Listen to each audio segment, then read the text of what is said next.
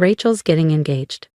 My father's voice rang through the speakerphone, brimming with pride he'd never wasted on me. To the CEO of Stratify Labs. Can you believe it? I glanced at the pitch deck I'd been reviewing before his call. Stratify Labs, a mid-tier SaaS company drowning in operational losses and clinging to buzzwords like AI-led optimization to impress oblivious investors. The wedding will be in Napa Valley, he continued, like I was supposed to be dazzled.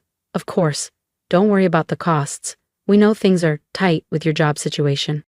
My job situation. That was their delicate way of describing my decision to leave a Fortune 100 role 4 years ago to build my own tech advisory firm in Austin. They never quite got it, especially since I kept my ownership low profile, hiding behind shell entities and silent partnerships. I can handle it, Dad. There was a pause. Then came the inevitable sigh. Oh, Claire, when are you going to stop playing startup and do something real with your life? Rachel's the youngest director at Covexa Capital, and now a CEO fiancé. Meanwhile, you're freelancing. I looked around my downtown penthouse. Floor-to-ceiling windows, clean minimal decor, and the subtle satisfaction of knowing I'd outgrown their approval a long time ago. The engagement party felt more like a corporate merger announcement than a celebration. Vineyard lights twinkled across the hillside venue. Everything about it screamed curated wealth. And there she was, Rachel draped in silk, wearing a smug smile and a diamond that could fund a seed round. Claire, she greeted with thinly veiled surprise. Didn't expect you to show. You didn't even RSVP. Plans cleared up, I said simply, sipping my champagne. Her eyes traveled to my outfit. Oh, I thought you'd wear something more you, she smirked. It is me, just understated. Let me introduce you to Thomas, she beamed, grabbing the arm of a tall man approaching in a navy suit. Thomas Grayson, my fiancé, CEO of Stratify Labs. He extended his hand. Ah, Claire, Rachel's sister. She said you do some kind of tech advising? Something like that. Rachel giggled. Yeah, she helps out with startups and such. Thomas was just talking about his company's new funding round. I smiled. Yes, I've heard. Valuation adjustments, Series B stretch, must be exciting. Thomas blinked. Wait, how do you... I cut in smoothly. My firm was one of the principal reviewers on your acquisition bid. You'll see our name on the paperwork, under Cascade Holdings. We finalized the deal yesterday. His face dropped. Rachel looked between us, confused. Wait, what do you mean? I said, draining the last of my glass. I own controlling interests in Stratify Labs. Congratulations, sis. Looks like you're marrying up. And with that I turned toward the vineyard lights, leaving Rachel speechless and Thomas frozen, hands still half raised. That job, indeed. I took a slow sip of champagne, letting the bubbles disguise the grin tugging at my lips. There would be no expansion, not under Thomas's leadership anyway. Claire never really understood business, Rachel said to the couple beside her. She's more small-scale, tech projects and things. If only she knew. While she was busy curating her Pinterest-perfect wedding, I had been orchestrating the acquisition of her fiancé's crumbling company. Stratify Labs had been circling the drain for months, and Cascade Holdings, my firm, had been preparing to step in. Actually, I said smoothly, I'd love to hear more about these expansion plans. Thomas straightened his tie and launched into a well-rehearsed monologue.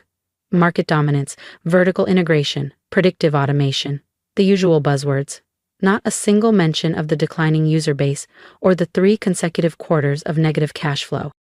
Fascinating, I murmured. Across the room, our father raised a toast to Rachel's brilliant future. The pride on his face didn't even flicker in my direction. Isn't it? Rachel chimed, clearly oblivious. Thomas says I'm a natural for the board. After the wedding, I'll be helping with strategic oversight. Of course she would. He needed her family's social connections he thought still flowed through my father. What he didn't know was that most of those connections had quietly migrated to me. The evening wore on in a haze of imported wine, forced laughter, and polished toasts. Every few minutes, someone would approach Rachel to gush over her brilliant match while offering me that faint smile reserved for underachievers and black sheep. Near the bar, my father leaned in. "I could still get you placed," he said, voice low. "Covexa, maybe, or a partner firm, something with structure, something real." I glanced at the messages on my phone, 2 CEOs, 3 VPs, and a private equity director asking when I'd have time to review their decks. "I'm exactly where I want to be, Dad." He frowned. "You could have been like Rachel." I almost laughed. Rachel, who didn't even realize the board she was about to join would be chaired by her sister. Rachel, who would be introduced to Cascade's new executive leadership during the wedding reception she thought would be the crowning jewel of her year. As I moved toward the exit, Rachel caught up with me. "Claire, I've been thinking," she said, slipping her arm into mine. "After the honeymoon, maybe I can help you get something more secure. At Stratify, maybe an analyst role to start?" I looked at her, really looked. Flawless makeup, designer heels, carefully choreographed joy. She had no idea what was coming. I smiled. "Thanks, Rachel. I'll think about it." Because in just a few weeks, when she stood at the altar and toasted her future, she'd also be unknowingly celebrating mine. She just didn't know I'd be the one signing her CEO's next paycheck. "Thanks, Rachel," I said softly, "but I think I'll stick with what I have." Driving back through the quiet streets of Austin in my modest hybrid SUV, deliberately chosen to keep appearances low, I let a small smile rise to my lips. Let them think I was stuck. Let them whisper about the sister who never quite measured up. Let them pity me. For now. Back in my penthouse, I poured a glass of Cabernet and settled into my office, where floor-to-ceiling windows bathed the room in amber twilight. I opened my laptop, composed a brief message to my board, and hit send. Proceed with the Stratify acquisition. Timeline, 3 weeks. Target date. Wedding day? Sometimes the best revenge isn't loud. It's quiet. It's calculated. It's watching them believe they've won, until the moment you prove they were never even playing the same game. And Rachel's wedding would be that moment. I picked up my phone. "Send me all recent meeting logs from Thomas Grayson," I texted my assistant. "And prep legal for announcement protocol." Everything was in motion. I just had to wait. The Hillcrest Vineyard in Napa was transformed into a scene straight out of a bridal magazine. Rows of white blossoms, candlelit walkways, a string quartet playing as sunset kissed the hills. Rachel, glowing in her couture wedding gown, was center stage in front of 500 swooning guests. And me? I was seated at table 18, near the back, naturally. My phone vibrated once. A single line lit up the screen. "Acquisition finalized. Congratulations, Miss Caldwell." I took a breath, lifted my champagne flute, and waited. Near the head table, Thomas stood and tapped his glass. "Ladies and gentlemen," he began, his voice smooth and practiced, "thank you for being here on the most important day of my life." He took Rachel's hand. "Today, I not only gain a wife, I gain a partner in every sense. I'm thrilled to announce that Rachel will officially join Stratify Labs as our new Chief Marketing Officer." Applause echoed through the vineyard. My father looked like he might burst from pride. My mother dabbed her eyes with a silk handkerchief. Rachel, beaming, stepped forward. "I'm so excited to take on this role," she said, her voice poised. "And under our leadership, I know Stratify will soar to new heights." I glanced at my watch. 2 minutes to market close. Then, right on schedule, buzz. I read the headline in real time. Cascade Holdings acquires Stratify Labs in $250 M deal. CEO and chair revealed, Claire Caldwell. As if orchestrated, Thomas's phone rang. His expression shifted mid-sentence. He stepped away to answer it, his brow furrowing as he listened. Rachel looked confused. "Thomas?" But he was already walking faster, clutching his phone. Guests looked around. I sat back, sipping champagne, watching the scene unfold like the final act of a silent play. And Rachel? Still standing there, thinking this was her spotlight. She had no idea the lights had already shifted. They were on me now. Confusion, shock, disbelief. Thomas ended the call, his hands trembling slightly. Rachel leaned in, concerned. Thomas? What's wrong? His voice cracked. Stratify. It's been acquired by Cascade Holdings. He blinked in disbelief. They bought controlling interest? But that deal wasn't.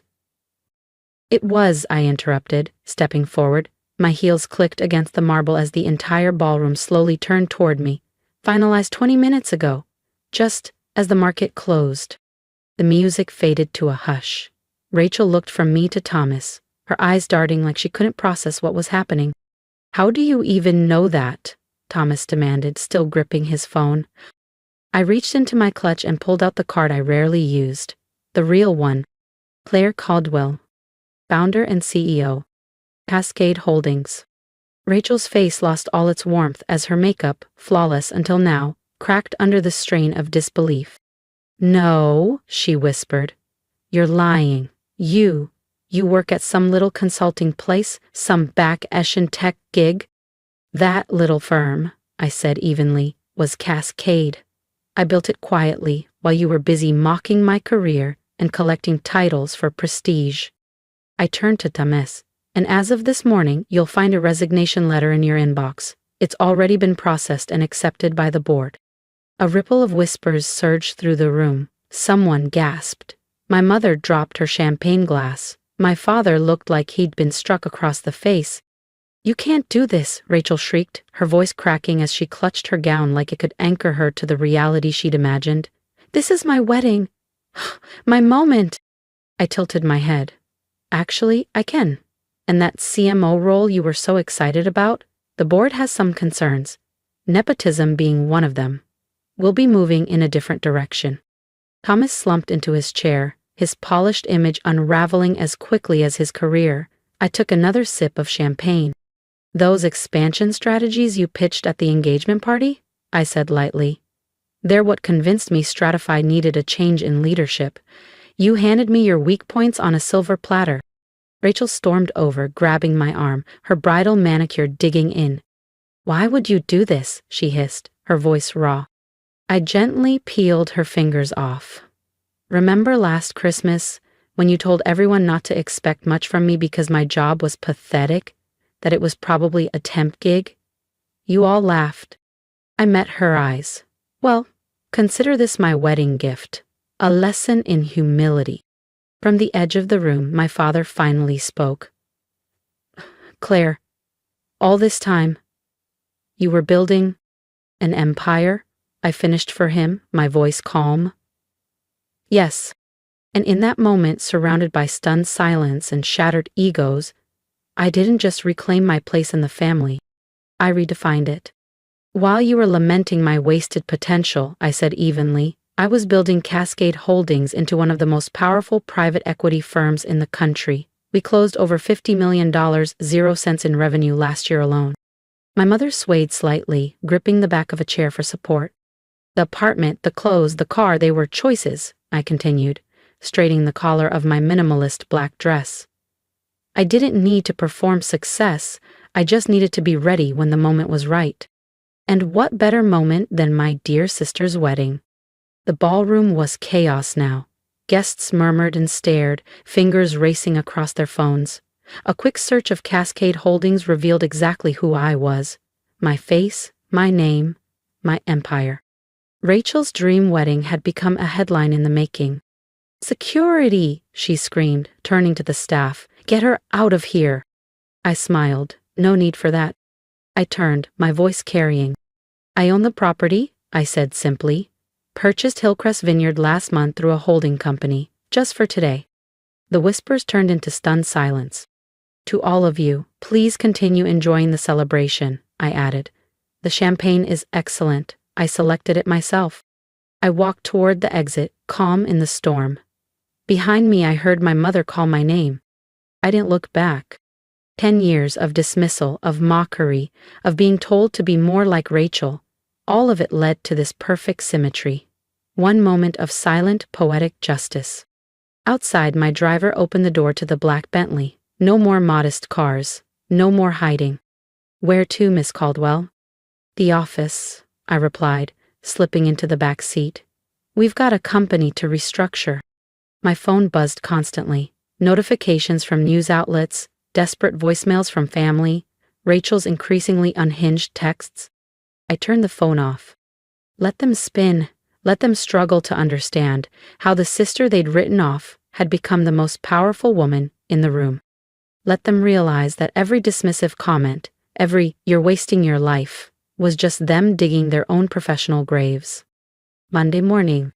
I sat in my corner office on the 34th floor of Cascade Tower, overlooking downtown Austin. Across the street, Stratify Labs employees filtered into their building, unaware that half of their senior staff would be terminated before noon. My assistant stepped in. "Your sister and parents are downstairs. They've been here since 7. "Tell them," I said without turning from the window, "the CEO is in meetings all day." "And Claire," she added with a small smile, "should I send the new org chart?" "Yes," I said, "the one showing Rachel's CMO position removed entirely." "That's cold," she whispered. "No," I said, finally facing her. "That's business." I picked up a photo frame from my desk, the last family Christmas, where they laughed at my little tech job. I dropped it into the trash. Success isn't always about proving people wrong. Sometimes it's about timing, showing them when it matters most that you were right all along.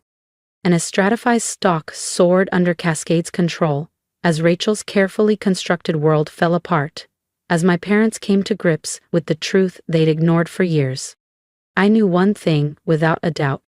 The job they mocked had become their dead end. And I had become what they never saw coming, their boss. For anyone who's ever been doubted by their own family, I see you. I was you. I was the one they brushed off at dinner parties, the one whose success didn't look the way they wanted it to. But while they were busy mocking my dead-end job, I was quietly building an empire. And when the time was right, I let the truth speak for itself. If my story resonated with you, drop a comment below. Tell me, have you ever been the underdog in your own family? Have you ever chosen the quiet path, the one no one understood? I want to hear your story. Your words could be the spark someone else needs to keep going. And if you're still in that chapter where they don't believe in you, don't worry.